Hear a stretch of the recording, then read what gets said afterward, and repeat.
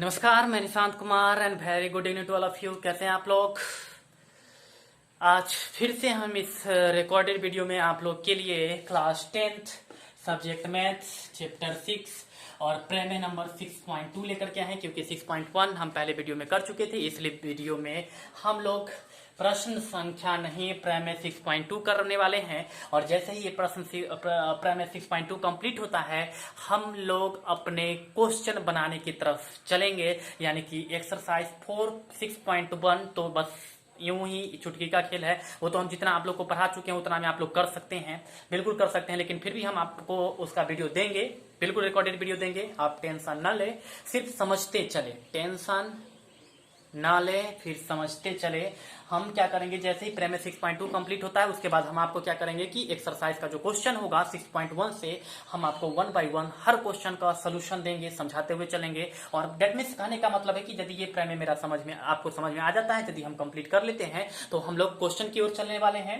Zero से सीखेंगे, 1 bye 1 step सीखेंगे, कैलकुलेशन सीखेंगे। लेकिन उससे पहले हम आपसे पूछने वाले हैं कि पार्ट 1, पार्ट 2, पार्ट 3, पार्ट 4 आप लोग का कैसा रहा, आप लोग बताएंगे। और पार्ट 5 समझ में आया या नहीं। और एक बात और कि जो बच्चे हमारे आ रहे हैं नए देखने के लिए, नए बच्चे जो आ रहे हैं, उनको हम कहेंगे आप डायरेक्ट पार्ट 5 पार्ट 4 नहीं देखें, क्योंकि आपको बिल्कुल नहीं समझ में आने वाला है। इसलिए हम आपको कहेंगे आप पार्ट 1 पार्ट 2 पार्ट 3 शुरुआत से देखते हैं, ये बिल्कुल आपको समझ में आएगा, एकदम आसान हो जाएगा चैप्टर। आप सोच नहीं सकते इतना आसान हो जाएगा। और आप खुद से क्वेश्चन करेंगे, हमें बताने की आवश्यकता नहीं होगा। इसलिए हम कहेंगे कि आप पार्ट 4 पार्ट 5 तो जरूर ही देख लीजिए। पार्ट 4 सब इंपॉर्टेंट है और पार्ट 5 तो सबसे ज्यादा इंपॉर्टेंट है। पार्ट 5 अगर नहीं समझे तो समझिए चैप्टर नहीं समझे। चलिए, इतना के बारे में आपको बताना है। साथ में आपको यह भी बताना है कि आप लोग यदि पढ़े होंगे दो चार वाले रखी समीकरण, तो आप बताए होंगे कि यदि a1 बाई a2 बराबर b1 बाई b2 बराबर c1 बाई c2 होगा तो क्या होगा, a1 बाई a2 बराबर b1 by b2 is not equal to c1 by c2 तो क्या होगा, और a1 by a2 is not equal to b1 by b2 तो क्या होगा। तीनों का निष्कर्ष आप मुझे बताएंगे। हम बस थोड़ा सा पीछे का फ्लैशबैक कर दिए हैं, ताकि हम देखना चाहते हैं कि आप लोग को ये चीज रिवाइज रहता है या आप भूल जाते हैं। और ऐसा करने से क्या होगा कि आप लोग को याद करने का जरूरत नहीं होगा, और जैसे जैसे मेरा वीडियो देखेंगे इस चीज को बार बार आप लोग का फ्लैशबैक होते रहेगा, आपको बिल्कुल याद रहेगा और किसी भी प्रकार की कोई रिवीजन की आवश्यकता नहीं होगी। क्योंकि अधिकतर बच्चे क्या करते हैं, फॉर्मूला रटते हैं। फॉर्मूला रटने से कुछ नहीं होता है ना, बिल्कुल नहीं, हम इस चीज को नहीं मानते हैं। और आप भी आगे चल करके यही चीज सोचेंगे कि फॉर्मूला रटने से नहीं होता है, वो अपने आप अभ्यास से आपको हो जाएगा। और इसलिए मैं आपको अभ्यास करवाता हूँ, रिवीजन करवाता हूँ। मेरा मकसद है कि आप इस सब चीज को एकदम कवर रखे, इसको मिस ना करें कोई भी चीज। चलिए, हम आपको 6.2 प्रमेय जो था, हाँ आप मुझे बिल्कुल बताइएगा कि प्रमेय 6.1 कैसा रहा, समझ में आया या नहीं समझ में आया। बिल्कुल 6.1 के बारे में बताएंगे। अभी हम आपको 6.2 बता देते हैं। चलिए, और उससे पहले कि हमारा कहना था कि जो स्टूडेंट्स हमारे चैनल को सब्सक्राइब नहीं किए हैं वो सब्सक्राइब कर लीजिए, क्योंकि अगर सब्सक्राइब आप कर लेते हैं तो किसी प्रकार की अगर कोई वीडियो जारी किया जाएगा तो उसका नोटिफिकेशन आप तक जाएगा। और साथ में हम एक बात कहेंगे कि होता क्या है, बहुत बच्चे का कंप्लेन आता है कि सर वीडियो आप अपलोड करते हैं लेकिन हमारे पास नोटिफिकेशन नहीं आता है। इसका रीजन ये होता है कि आप देख लीजिए, हम आपको बता देते इसका रीजन क्या होता है कि आप हम वीडियो लोड करते हैं और नोटिफिकेशन नहीं जाता है। इसका मेनली रीजन है कि जब आप हमारे चैनल को सब्सक्राइब करते हैं, तो उसके बगल में ना एक घंटी का जैसा ये निशान रहता है, घंटी का जैसा ये घंटी जैसा निशान रहता है। तो आप ये घंटी बेल की तरह जो रहता है, घंटी की तरह, इस पर जब आप क्लिक करेंगे तो सबसे ऊपर में पहला नंबर में ऑप्शन आएगा ऑल। तो ये आपको ऑल पे क्लिक कर देना है। जैसे ही आप ऑल पे क्लिक करेंगे ना, यूट्यूब में जाएंगे, सब्सक्राइब करेंगे और सब्सक्राइब के बगल में वेल वाला जो शेप होगा उस पर क्लिक करेंगे, और क्लिक करने के बाद आपका ऑल का ऑप्शन आएगा। उस ऑल पे यदि आप क्लिक करेंगे तो आपको हर वीडियो का नोटिफिकेशन मिलेगा, अदरवाइज आपको नोटिफिकेशन नहीं मिलेगा। सब्सक्राइब करेंगे उसके बाद भी नोटिफिकेशन नहीं मिलेगा, उसके लिए आपको ये चीज करना पड़ेगा। वेल होगा, वेल आइकन जिसको कहते हैं, उस पर आपको जाकर के और ऑल पे क्लिक करना पड़ेगा, अदरवाइज आप नई नोटिफिकेशन में हो सकता है मिल भी सकता है, नहीं भी मिल सकता है। इसलिए आप इस चीज को जरूर कर लेंगे। चलिए, हम आपका टाइम वेस्ट नहीं करेंगे, हम आपको अपने सिलेबस की तरफ ले चलते हैं। और पर बिल्कुल जो स्टूडेंट्स नए आ रहे हैं उनके लिए हम कहेंगे कि आप पार्ट 1 से देखिए, और उसके लिए हम क्या करेंगे उनके लिए कि इस वीडियो के डिस्क्रिप्शन बॉक्स में पार्ट 1, पार्ट 2, पार्ट 3, पार्ट 4 और पार्ट 5 का लिंक हम इसमें डाल देंगे। तो आप यहाँ से जाकर के इसी वीडियो से के लिंक के माध्यम से जाकर के आप डायरेक्ट पार्ट 1, पार्ट 2 पे जा सकते हैं। अदरवाइज बहुत सारा मेथड है, आप किसी प्रकार का उपयोग करके पार्ट 1 से देख सकते हैं। चलिए हम लोग शुरू करते हैं। आप देखे थे पहला वाला थ्योरम कि एक त्रिभुज था, इसमें एक रेखा था ए बी सी, जिसको हम लोग कहते हैं डीई, एक रेखा था। ये यदि इसके समांतर था तो निष्कर्ष क्या निकला था, यदि ये इसके समांतर होगा तो ये अन्य दो भुजा मतलब इसको और इसको समान अनुपात में विभाजित करेगा। मतलब कि एडी बटा में एडी अब बटा में क्या हो जाएगा डीबी, अब बराबर हो जाएगा एई बटा में ईसी, एई बटा में ईसी हो जाएगा। ये चीज हम पहला थ्योरम में देखे थे। दूसरा थ्योरम क्या है कि एक त्रिभुज है, थ्योरम को प्रमेय कहते हैं। अब मेरा आदत है थ्योरम करने का, इसलिए प्रमेय न बोल करके हमसे थ्योरम बुला जाता है। तो आप लोग प्रमेय का मतलब सीधा से याद कर लीजिएगा थ्योरम। एक वर्ड मेरे लिए आप याद रखिएगा, प्रमेय के लिए थ्योरम, क्योंकि हम थ्योरम ही बोलेंगे तो आपको समझने में आसान होगा, इसलिए थ्योरम ही याद रखिएगा। चलिए इसमें पहला नंबर में तो ये था कि अगर कोई लाइन अगर किसी दूसरे एक भुजा के समांतर है तो वह अन्य दो भुजा को एक अनुपात में विभाजित करेगा। और ये था जिसको मैंने पहले वीडियो में बहुत ही अच्छी तरह से डिस्क्राइब किया था। यदि आप उसको देखना चाहते हैं तो आप पिछले वीडियो में जाकर के देख सकते हैं। इसमें क्या है कि अगर कोई रेखा, यदि एक रेखा किसी त्रिभुज के दो भुजाओं के एक ही अनुपात में विभाजित करता है, मतलब इसमें उल्टा है, इसका उल्टा है ए बी सी, इसका उल्टा है कि अगर कोई रेखा, इसमें था कि एक रेखा अगर समांतर है तो इसको एक ही अनुपात में विभाजित करेगा, और इसमें उल्टा है कि एक रेखा है जो इसको एक अनुपात में विभाजित करता है डी और ई।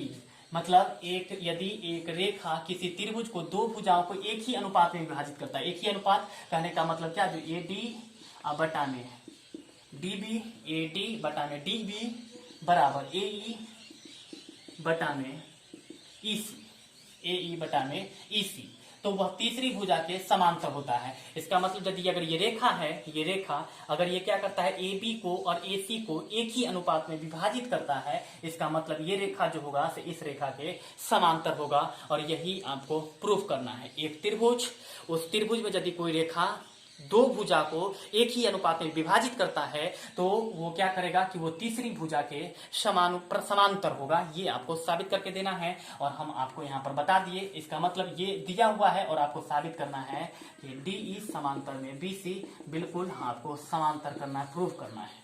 बिल्कुल डीई समांतर बीसी आपको प्रूफ करके बताना है। चलिए हम शुरू करते हैं आपको समझाना। हम क्या करेंगे कि जिस प्रकार से हम 6.1 को समझाए थे उसी प्रकार से हम आपको समझाएंगे, इसलिए आप बात को ध्यान देंगे। चलिए सॉल्यूशन में ध्यान दीजिएगा आप लोग सभी आदमी।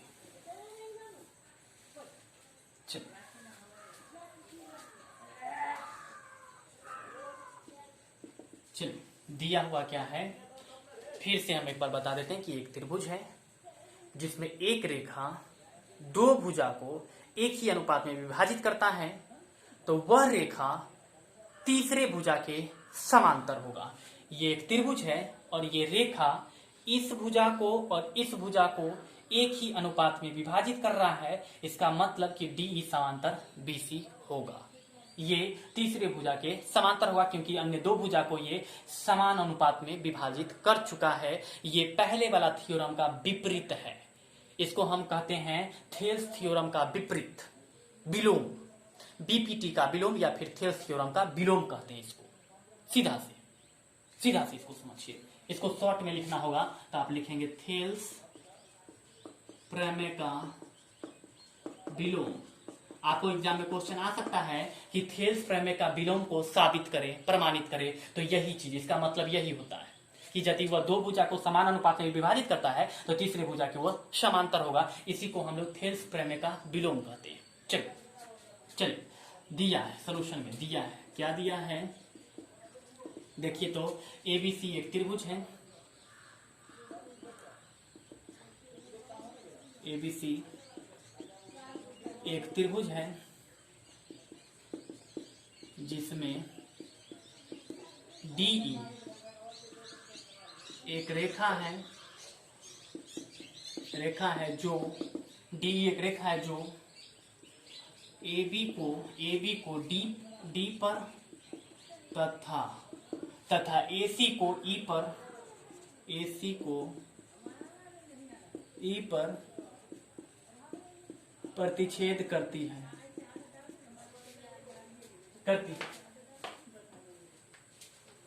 E पर प्रतिच्छेद करती है। दूसरा साबित करना है। क्या साबित करना है?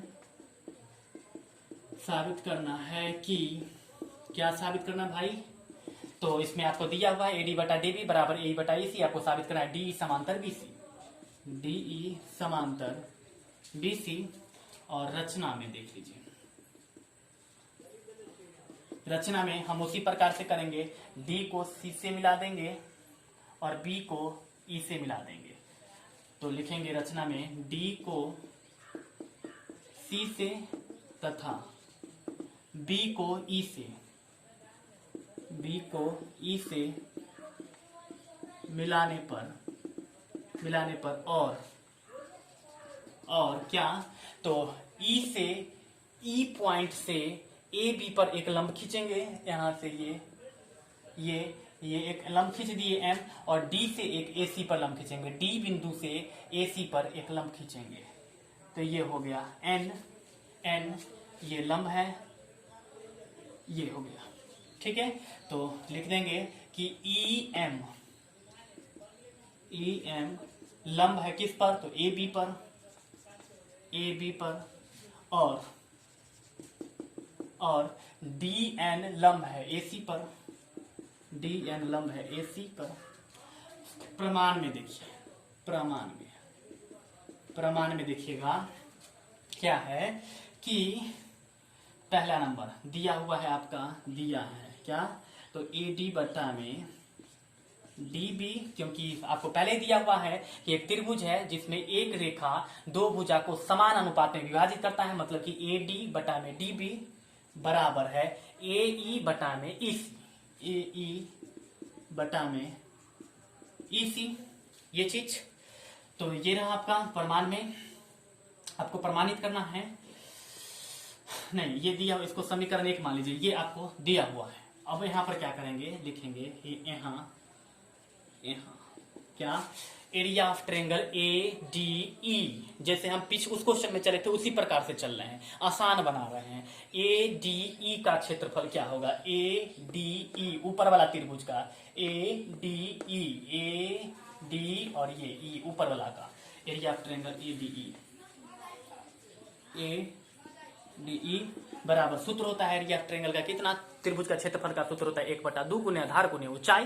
तो यहाँ पर हो जाएगा 1/2, और इस त्रिभुज का ADE का आधार हो जाएगा ये AD। तो हम यहाँ पर लिख देंगे AD, और ऊंचाई हो जाएगा इसका कितना? तो देख सकते हैं इस पर ऊंचाई कौन है? लंब क्या खींचे हैं हम? EM खींचे हैं। तो यहाँ पर लंब हो जाएगा आपका EM। इसको छोड़ दीजिए इसी प्रकार से छोड़ दीजिए। हम अब दूसरा निकाल दें। अगेन इस त्रिभुज का निकालिएगा BDE का। देख लीजिए, ध्यान दीजिएगा, यहाँ से B, उसके बाद ये D, और ये ऐसे करके मिला दीजिए। ये वाला त्रिभुज का यहाँ पर है D का, BDE का ये वाला पार्ट, ये इस लाइन से ऊपर वाला पार्ट, ऐसे करके ये वाला पार्ट। तो एरिया ऑफ ट्रायंगल BDE बराबर 1/2 गुने में इसका आधार जो होगा वो हो जाएगा आपका,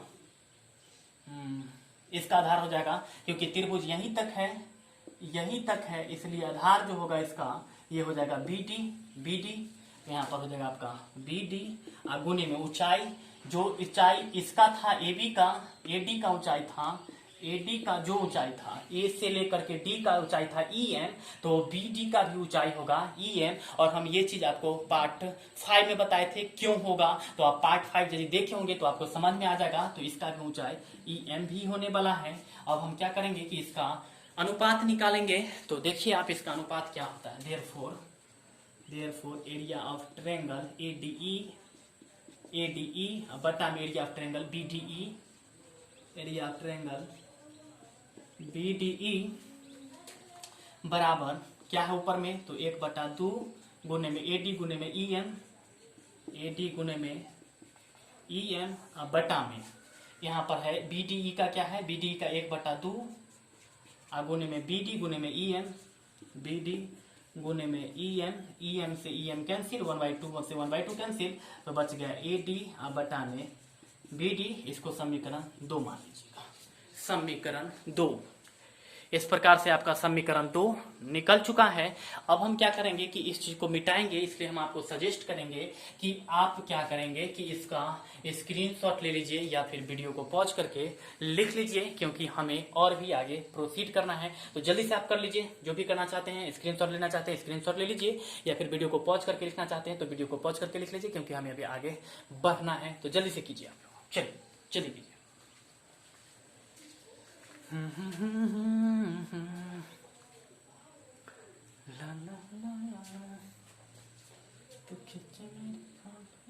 चलिए हो गया। याद रखिएगा 6.2 को कहा जाता है थेल्स प्रमेय का विलोम, प्रमेय 6.2 को कहा जाता है BPT का विलोम या फिर थेल्स प्रमेय का विलोम। ये आपको याद है, क्योंकि हो सकता है कभी कभी आपको इस प्रकार से सिर्फ लिखा हुआ रहेगा थेल्स प्रमेय को साबित करें, या फिर सीधे से लिखा हुआ रहेगा कि थेल्स प्रमेय का विलोम को साबित करें। आप साबित करते रहिए, यदि आप जानते होंगे इसका नाम तो आप कर देंगे, अदरवाइज आप नहीं कर पाएंगे और छूट जाएगा आपसे, क्योंकि आप तो ये लाइन जानते हैं, ये तो चीज जानते नहीं है। तो आप याद कर लीजिएगा, या तो ये कहेंगे या फिर थेल्स प्रमेय का विलोम सीधा से अगर लिखा हुआ है, इसका मतलब सीधा सीधा यही चीज है। और दूसरी बात कि जो स्टूडेंट हमारे चैनल को सब्सक्राइब नहीं किए, हमारे चैनल को सब्सक्राइब कर लीजिए, और जो स्टूडेंट किए हुए हैं तो वो आप हमारे चैनल को शेयर और लाइक जरूर करें। चलिए वीडियो को शेयर और लाइक करिएगा। चलिए हमें मिटा रहे हैं, चलिए मिटा रहे हैं। आप याद रखिएगा समीकरण 1 क्या था और समीकरण 2 क्या था, ये चीज आपको याद रखना है। समीकरण 1 आप कॉपी में नोट कर लीजिए, कहीं पर वीडियो देख रहे हैं तो इसको नोट कर लीजिए, समीकरण 1 और समीकरण 2, या फिर कॉपी में नोट करते चलिए, बिल्कुल नोट करते चलिए। समीकरण 1 और 2 आपको याद रखना है। चलिए हम मिटा रहे हैं, हमको याद रहेगा, आप याद रखिएगा, हमको याद रहेगा, मेरा छोड़िए, आप याद रखिए, हमको बिल्कुल याद रहेगा। चलिए हम पिक्चर को भी फिर से बना देते हैं, क्योंकि गंदा हो चुका है, इसलिए आगे है ना। चलिए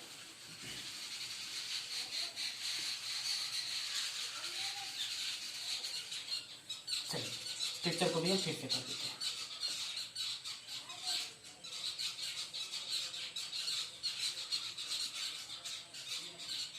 A B C D E, B को E से मिला दिए थे और D को C से मिलाए थे। E से AB पर एक लंब खींचे थे, E से AB पर एक लंब खींचे थे, तो एक लंब खींच दिए ये, और D से एक AC पर लंब खींचे थे, तो इसलिए एक लंब ये हो गया। यहाँ पर इसका नाम M रख दिए और इसका नाम N रख दिए। तो उसके जहां तक हम किए थे उसके बाद क्या होगा, फिर से हम क्या करेंगे कि बेस इसको मानते हुए, AC को आधार मानते हुए, बेस का मतलब होता है आधार, तो AC को आधार मानते हुए फिर से हम ADE का एक क्षेत्रफल निकालेंगे। तो लिखेंगे नाउ एरिया ऑफ ट्रायंगल क्या, तो ADE बराबर 1/2 आधार गुने ऊंचाई, तो आधार हो जाएगा AE और ऊंचाई हो जाएगा D और N, क्योंकि हम लंब खींचे हैं DN, इसलिए गुने में DN। और अगेन एरिया ऑफ ट्रायंगल। अब जब ADE का निकल चुका है तो हम निकालेंगे DEC का, D से चलेंगे E के पास और E से चलेंगे फिर C के पास, और इस प्रकार से जो ये ट्रायंगल बना, ये इस लाइन के ऊपर वाला ट्रायंगल यहाँ पर, इस लाइन के ऊपर वाला जो ट्रायंगल है, ये वाला जो ट्रायंगल है, इसका एरिया DEC का एरिया ऑफ ट्रायंगल DEC।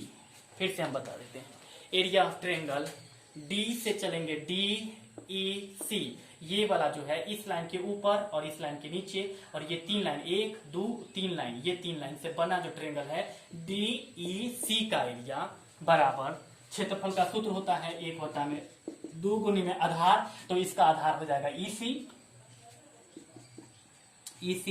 गुने में इस त्रिभुज का भी ऊंचाई DN होगा। क्यों होगा, ये आपको पार्ट 5 में बताया गया था, DN शुरुआत में ही बताया गया था DN। अब इसका अनुपात निकाल लीजिए, अनुपात का मतलब विभाजित कर दीजिए, लिखेंगे therefore area of triangle ADE अब बटा में एरिया ऑफ ट्रायंगल DEC बराबर, इसका है 1 बटा में 2 गुने में AE गुने में DN, और इसका है 1 बटा में 2 गुने में EC गुने में DN। फिर ये DN से DN कैंसिल, और ये 1 बटा 2 से 1 बटा 2 कैंसिल, यानी कि आपके पास यहाँ बच रहा है area of triangle ADE by area of triangle DEC बराबर AE अब बटा में EC।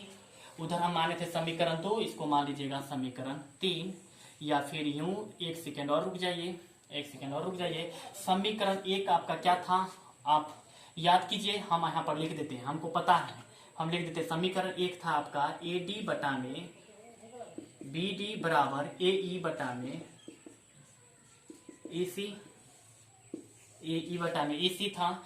अब यहाँ पर देख सकते हैं कि AE बटा EC किसके बराबर है, AE बटा EC AD बटा BD के बराबर है, तो हम यहाँ पर लिख देंगे एरिया ऑफ ट्रायंगल ADE अब बटा में एरिया ऑफ ट्रायंगल DEC बराबर, ये AE बटा में EC जो है यहाँ पर ये किसके बराबर है, तो AD बटा BD के बराबर है, तो हम यहाँ पर लिख देंगे AD बटा में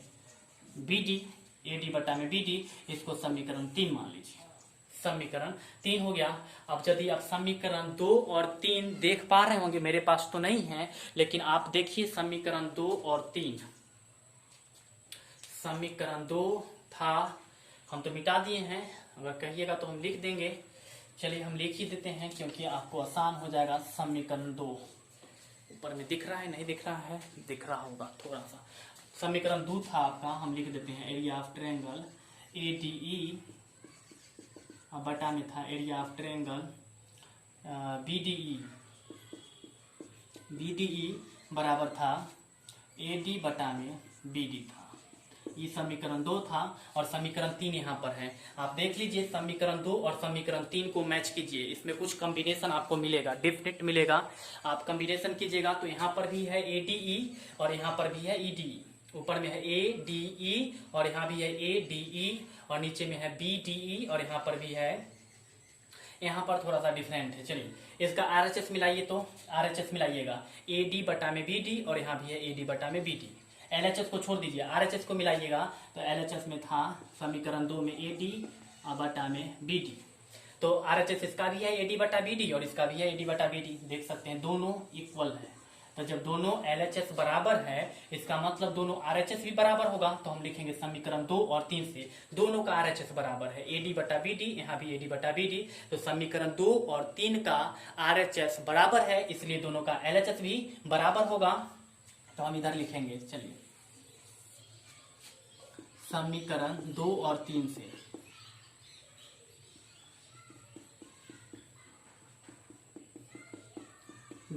से क्या देखेंगे, तो एरिया ऑफ ट्रायंगल जब RHS बराबर हो गया तो दोनों का LHS बराबर हो जाएगा, यानी कि यहाँ पर आ जाएगा एरिया ऑफ ट्रायंगल ADE बटा में एरिया ऑफ ट्रायंगल BDE बराबर, इधर आ जाएगा आपके पास क्या है, एरिया ऑफ ट्रायंगल ADE अब बटा में एरिया ऑफ ट्रायंगल DEC है, DEC तो यहाँ पर हो जाएगा DEC, अब आप यदि देखेंगे तो यहाँ पर भी एरिया ऑफ ट्रायंगल एडीई है और यहाँ पर भी एडीई है, दोनों सेम है। जितना यहाँ पर अगर 20 मीटर स्क्वायर होगा एरिया, तो यहाँ पर भी 20 मीटर, क्योंकि दोनों सेम ट्रायंगल है, दोनों सेम त्रिभुज है, इसलिए एडीई और एडीई दोनों कैंसिल हो जाएगा, दोनों कैंसिल। तो आपके पास देयरफॉर बचेगा एरिया ऑफ ट्रायंगल बीडीई बराबर में area of triangle DEC, area of triangle DEC. हम थोड़ा सा फिर से लिख देते, फ्रेश लिख देते हैं। एरिया ऑफ ट्रायंगल बीडीई बराबर area of triangle DEC. DEC हो गया जी, डीईसी हो गया। अब हम जब इतना हो गया तो सबसे पहले तो आपको बताना है कि इतना समझ में आया है या नहीं, क्योंकि यदि इतना समझ में नहीं आया होगा तो फिर बेकार है।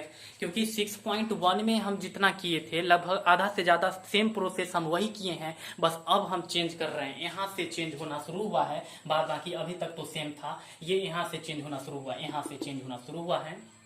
तो यहाँ तक हो चुका है, तो हम इस पार्ट को मिटाएंगे। तो आप जल्दी से इसका स्क्रीनशॉट ले लीजिए या फिर पॉज करके भी लिख सकते हैं, तो जल्दी से कर लीजिए। बस अब ज्यादा नहीं है, 1-2 लाइन होगा, समाप्त। समझाना भले ही इसमें ज्यादा भी है, लेकिन समाप्त हो जाएगा। 1-2 लाइन लिखेंगे और समाप्त हो जाएंगे। चलिए हम मिटा रहे हैं।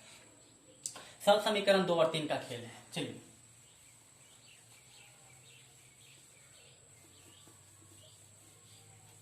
इतना करने के बाद लिखेगा अर्थात, इतना करने के बाद लिखेगा अर्थात यह, इतना लिखने के बाद लिखिएगा, इतना लिखने के बाद अर्थात यह तभी संभव है जब क्या होगा कि डीई समांतर बीसी होगा। जब डीई समांतर बीसी, देयरफॉर डीई समांतर बीसी प्रूव्ड।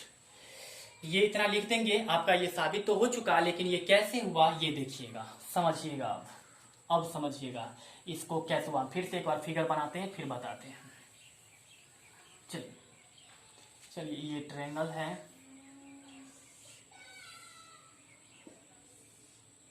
ये था ए, था बी, ये था सी, ये ट्रायंगल और ये एक लाइन, ये था डी और ये ई। इतना ही पर समझिए फिलहाल। यहाँ पर बी डी ई है, बी डी ई है। आप अगर देख पा रहे होंगे तो ध्यान दीजिएगा बात पर। बी है, डी है और ई है, मतलब कि ये रहा, ये बी डी ई। ये वाला जो ट्रायंगल है, ये वाला ट्रायंगल बी डी, तो इसका जो क्षेत्रफल है बी डी और ई का जो क्षेत्रफल है वह किसके क्षेत्रफल के बराबर है? तो अब ध्यान दीजिएगा, डी ई सी, मतलब यहां से लेकर के ऐसे और फिर ये ऐसे, ये इसके बराबर है, ये इसके बराबर है। लेकिन यह तभी पॉसिबल है, यह तभी संभव है जब डीई समांतर बीसी के होगा। आप क्लास 9th में ये चीज पढ़े होंगे कि दो त्रिभुज समांतर का क्षेत्रफल तभी बराबर होगा जब दोनों एक ही आधार पर और दो समांतर सेम समांतर के बीच में होगा। तो आप देख सकते हैं कि त्रिभुज बी डी ई, ये वाला त्रिभुज और ये वाला त्रिभुज सेम आधार डीई पर है और दोनों सेम पैरेलल पर है, डीई और बीसी के सेम पैरेलल लाइन के बीच में। तो जब ये दोनों एरिया, दोनों का क्षेत्रफल जब बराबर हो गया, इसका मतलब कि डीई जो होगा सो बीसी के समांतर होगा। तो इसीलिए यहाँ पर हम लिख दिया, अर्थात यह तभी संभव है, मतलब ये बराबर तभी होगा जब डीई समांतर बीसी के होगा। और इस प्रकार से डीई बीसी के समांतर हो चुका है, प्रूफ हो चुका है। और ये आपका कुछ प्राइमरी 6.1 तो हम कंप्लीट कर चुके थे और 6.2 भी कंप्लीट हो चुका है। तो हम आपको बस सजेस्ट करेंगे कि यदि आप इसको और मोर क्लियरली समझना चाहते हैं, क्योंकि क्लियरिटी बहुत जरूरी होता है, तो आप इसको दोबारा प्ले करके देखिए। यदि आप दोबारा प्ले करके देखेंगे तो आपको डेफिनेटली और बिल्कुल समझ में आएगा। ऐसे हम थोड़ा सा रिवाइज करवा देते हैं कि पहला त्रिभुज था ए बी सी, ये है डी और ये है ई। इसमें क्या था कि डी समांतर बीसी दिया हुआ था, DE समांतर BC दिया हुआ था और आपको साबित करना था AD बटा में BD, AD बटा में BD बराबर AE बटा में EC, AE बटा में EC। ये थेल्स प्रमेय था जिसको हम BPT के नाम से भी जानते हैं। और दूसरा जो था वो इसका जस्ट उल्टा था।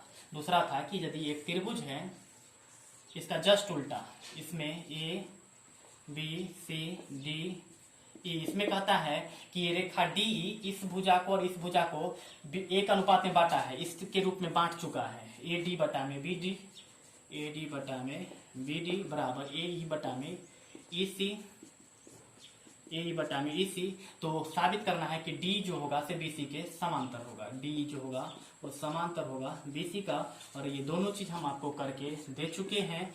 तो बस बात है यहाँ पर अब समझने का, तो वो तो आप करेंगे तभी ये समझेंगे, अदरवाइज हम तो एकदम सिंपल करके बता दिए हैं। तो हम तो जस्ट इसको कहने वाले हैं कि आप क्या करेंगे कि इस वीडियो को, जो पार्ट 5 और पार्ट 6 वीडियो है, इसको आप दोबारा बिल्कुल देखेंगे। यदि 2 बार देखते हैं, ये दोनों थ्योरम आपको एकदम मुंह पे याद होना चाहिए, एकदम से। जब कभी भी कहा जाए आपको बिल्कुल दे देना है बना करके। इसलिए पार्ट 5 और पार्ट 6 दोनों वीडियो जो है इसे आपको एकदम लर्न होना चाहिए, स्टेप बाय स्टेप। तो तभी जाकर के आप एक्सरसाइज 6.2 का कोई क्वेश्चन कर पाएंगे। अदरवाइज आप कोई क्वेश्चन नहीं कर पाएंगे। यदि आपको ये और ये पार्ट कंप्लीट नहीं होता है तो 6.2 का एक भी क्वेश्चन आप नहीं कर पाएंगे। इसलिए हम जस्ट आपको सजेस्ट करेंगे कि बिल्कुल आप एक्सरसाइज पार्ट 5 और 6 कीजिए और दोनों प्रमेय को एकदम याद कर लीजिए, एकदम जैसे फिजिक्स केमिस्ट्री में याद करते हैं वैसे स्टेप बाय स्टेप 5 और 6 को आप याद कर लीजिए, क्योंकि हर एक क्वेश्चन में इस दोनों पार्ट का उपयोग है। तो आप लोग कर लेंगे। और जो एक्सरसाइज का क्वेश्चन बचा वो हम आपको नेक्स्ट वीडियो में दे देंगे। अभी आप पहले इतना कैलकुलेट कीजिए। तो हम इस वीडियो में इतना ही रहने देते हैं। तब तक के लिए बहुत बहुत धन्यवाद। मिलते हैं फिर हम लोग नेक्स्ट वीडियो में। चलिए नमस्कार, बहुत बहुत धन्यवाद।